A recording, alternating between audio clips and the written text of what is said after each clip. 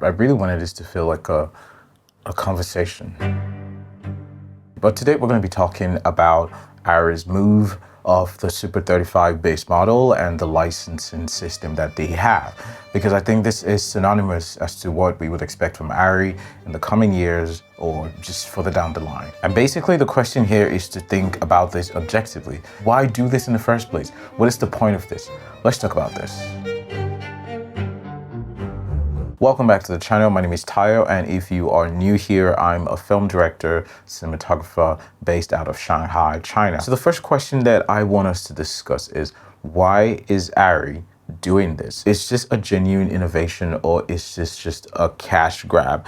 By the way, if you keep seeing this, this is my director's monitor. I film on vintage lenses, so I need to see myself. On one end, ARRI is definitely making the Alexa 35 system more accessible to a wide range of filmmakers, which in a way is great for those who have always wanted to come into the ARRI system, but they've not been able to afford the cost of it. Now, you can get the image quality even if you cannot afford it. In the context of affordability, this camera is by no means on Sony FX3 level or Blackmagic Pixis level. It is still ridiculously expensive, but it's less expensive than what it used to be. So technically, by offering this base model system with the features that you can use, you're ready to film and go, you give the customers sort of a way to become a part of the system. I guess the key word here is flexibility, not affordability, flexibility.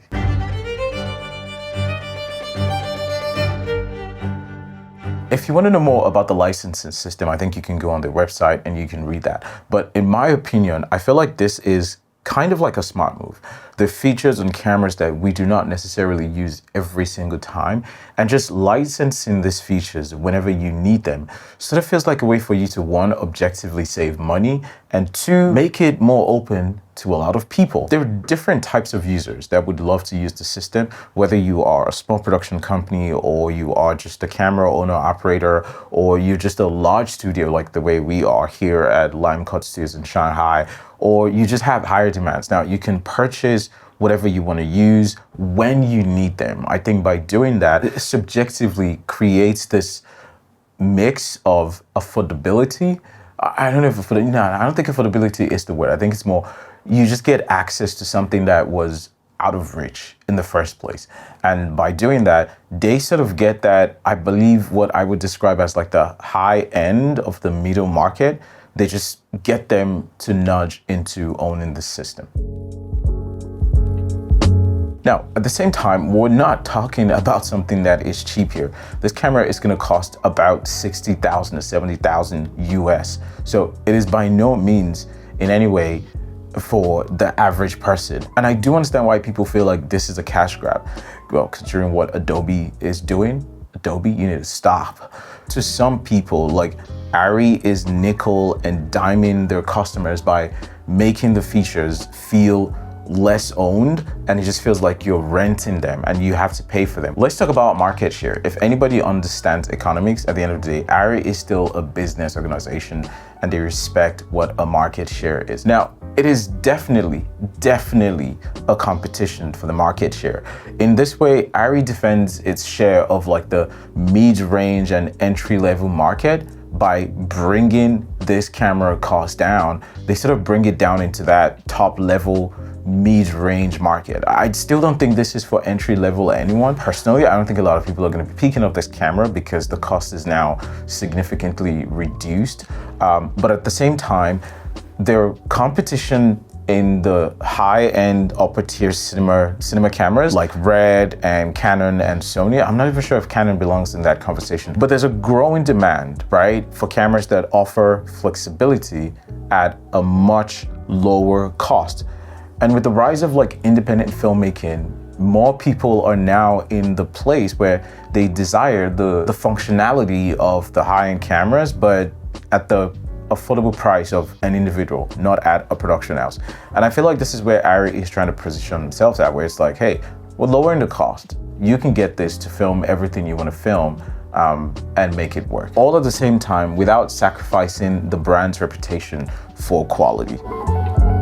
Let's come into what is the problem. What is in it for you as a consumer? What is in it for you as a customer? I feel like the first one is for a lot of like operators, owner operators, or like small production houses. This sort of, in a way, gives you the top tier imagery that ARRI is known for. Now you can start to work towards that by owning this camera. The base model just gives you everything you need to start working with to film. You can start and then you can incrementally unlock the features. The more you use this camera and the more you make money with it, because once again, if you are investing, and I'm not saying buying, I'm saying investing. If you are investing in a camera like this, the goal is to make money from this. If you know that you cannot make money from this camera, stay away. Just stick to the Sonys and the Canons and whatever. This camera is for people that plan to make money with it. Like, that is non-negotiable. Especially if you're in this range, you will not be paying for something that you do not need. I don't think a lot of people need ARRI RAW. I don't think a lot of people film in RAW anyways. The RAW workflow is extremely cost inefficient. You will use twice as much storage just to be able to get the same thing if you filmed in ProRes. Is it worth that extra amount? No. If I personally got an Alexa today, when I filmed the music video on the Alexa, we filmed in ProRes and it did just fine, and we didn't have to, do anything extra. On smaller productions, it becomes easier for you to access these features by just buying the licenses for specific projects that you need them for.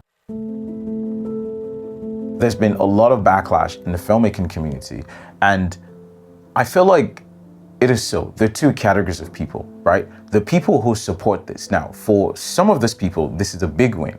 In this case, once again, it brings that quality that ARRI is known for within the reach of independent filmmakers, studios, and freelancers. You could even say that. Some are genuinely excited about the opportunity to be able to work with this camera and only pay for features that they need when they need it, which financially seems very reasonable.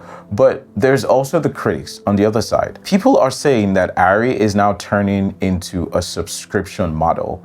Shout out Adobe, or that they're just using gimmicks to lock people into paying for features instead of just selling a fully featured camera. Well, every time I hear the word subscription, I just think of Adobe. I don't know. I just feel like, yeah, it's them. People feel like they're turning this into a subscription model. I don't think so, because once again, you can still outrightly purchase these features straight away if you so decide to. It's just going to be more expensive. So the concern here generally is that this is not about enhancing the filmmaking process, but more so that it is going to make it harder to access the camera without spending money down the line. The idea of paying extra money for features in such a high-end cinema camera is, after you've invested a lot of money, it just sort of rubs some people in the wrong way. And you can understand that, especially that it feels like it's staring towards a pay-as-you-go or even rental-like model. And once again, I think that this is not necessarily true, because ARRI has explicitly said that you can buy these licenses one time if you so decide to. Overall, I feel like ARRI's strategy is just basically foolproofing the Super 35 line by offering this lower priced base model and the ability to like unlock the features that you need while you use them. It sort of just feels like they're making the camera system adaptable to different production needs. Adaptable, not affordable. I'm really careful about that. This camera is not affordable. It's just become more adaptable.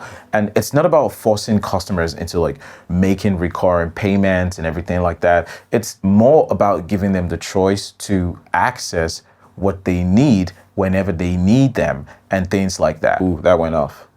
I don't know what's going on. Overall, this is what I think. I don't think it's a cash grab. It's not just a cash grab. They're trying to create something that is more adaptable, not affordable.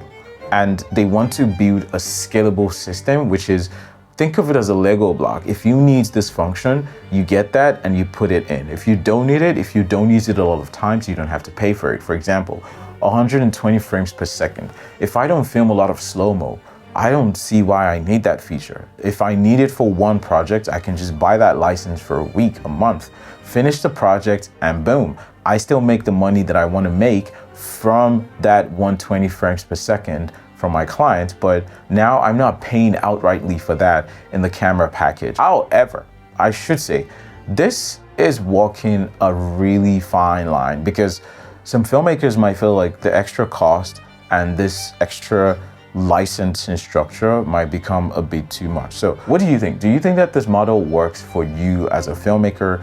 Do you think that this is a cash grab? Do you agree? Do you disagree with me? Look, I'm willing to go into this conversation and have everything. Matter of fact, the next video that should be up on the screen somewhere here is going to be me talking about why isn't ARRI sort of moving into the market more, where camera companies like Sony, Blackmagic, and the others are going to be offering incredible value. And don't even get me started on Blackmagic. Matter of fact, don't even get me started on Blackmagic. So let me know what your thoughts are, and I'll see you in the next one. Happy New Year. Let's rock. Got my Shimbal M5 Director's Minor rig. Still working on this, but another video is coming.